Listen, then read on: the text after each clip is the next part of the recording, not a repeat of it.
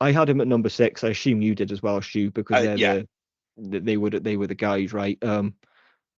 For me with Bo Nix, I mean, it was close between him and Michael Penix, but it came down to I don't think Bo Nix has as high a ceiling as others. I feel like what Bo Nix is what you are going to get.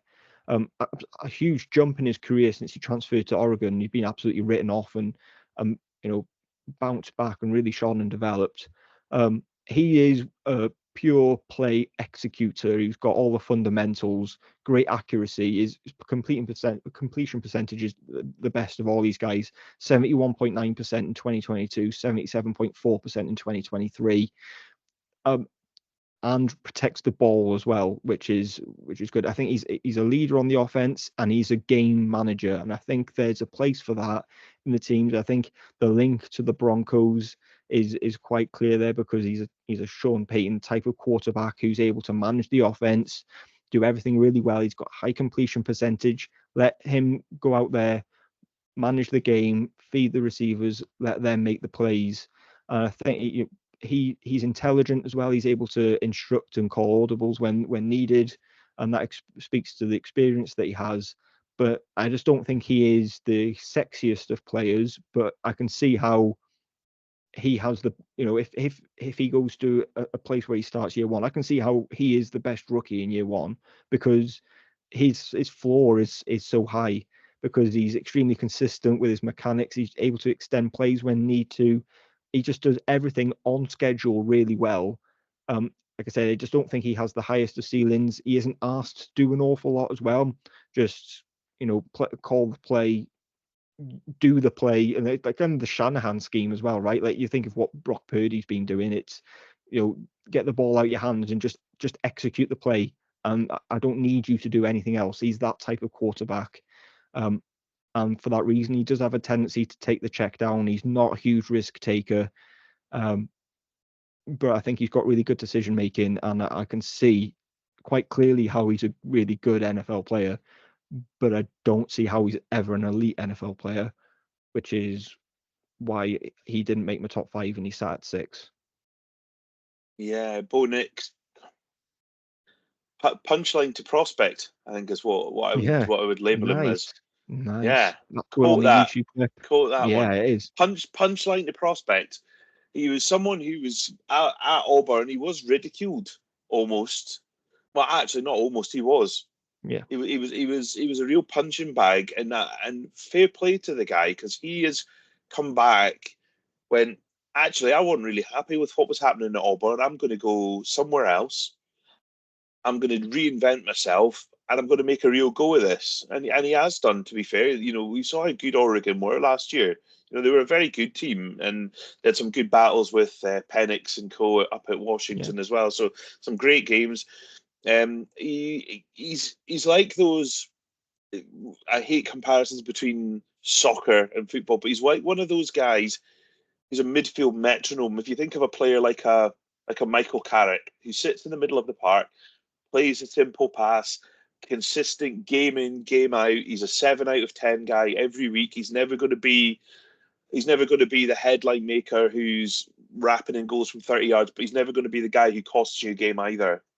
And I feel a little bit about that, like about Bo Nix. He just does everything really well, but nothing elite for me. Um, but we've seen quarterbacks who have got to Super Bowls recently, Brock Purdy, a bit like that. And I think that he's a better prospect than Brock Purdy was coming in. It's not to say he's going to be a better NFL player than Brock Purdy. We're talking about prospects and players. But yeah, and I'm kind of rooting for Bo Nix, given how far off it he was a couple of years ago. Nobody would have even had him in this conversation at all. And to go from where he was to where he is now, I think he deserves a lot of credit for that. yeah. And it's not even taking pity either because he has been absolutely exceptional. In 2023, 45 touchdowns, only 3 interceptions. So to throw only 3 interceptions on 470 attempts is pretty good. So you can see where the game management comes into it. Um, 4,500 yards as well in 2023, just an absolutely unbelievable season. And if it wasn't for Michael Penix and Washington, they would have been a playoff team. And that is down to him. Although they had weapons and they had a good offensive line, I think if an NFL team has that and you can slot him in, then he will be productive for you. I have no doubt that he will be productive for you. I just don't think he will ever be a top 5 NFL quarterback. And when in a team like we just spoke about, in a league where we just spoke about before, you have to take chances. It doesn't feel like you're taking a chance with Bo Nix. He is safe as houses as it comes to as a prospect, because like this, it just will work if you get him in a Shanahan scheme, or Sean Payton at the Broncos. They keep going back to, because I think the fit just makes far too much sense, but. You can see how this fundamentally works, but you can't really see how it evolves into something special. But a very, very good prospect at that.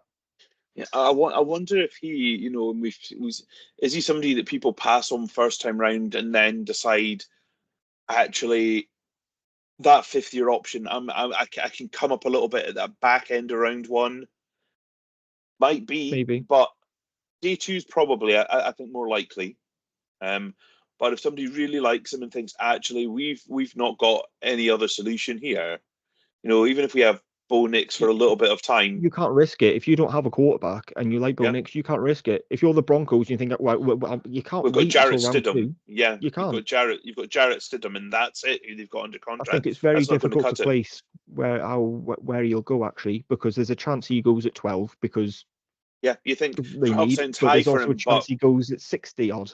Yeah, absolutely. I think that's where if he's going to go high, it is going to be the Broncos. I think will be the team that would pull that trigger. But 12, it does seem rich, but they don't have a second round pick, do they? If you've got nothing, they've got nothing. They've got no second round pick, and they've got nothing at quarterback.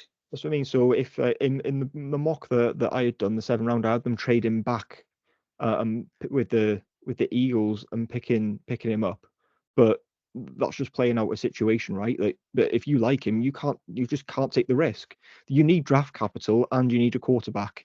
It's really tough a tough place for the Broncos to be in. Wouldn't like to be a Broncos fan right now. It doesn't not look fun at all.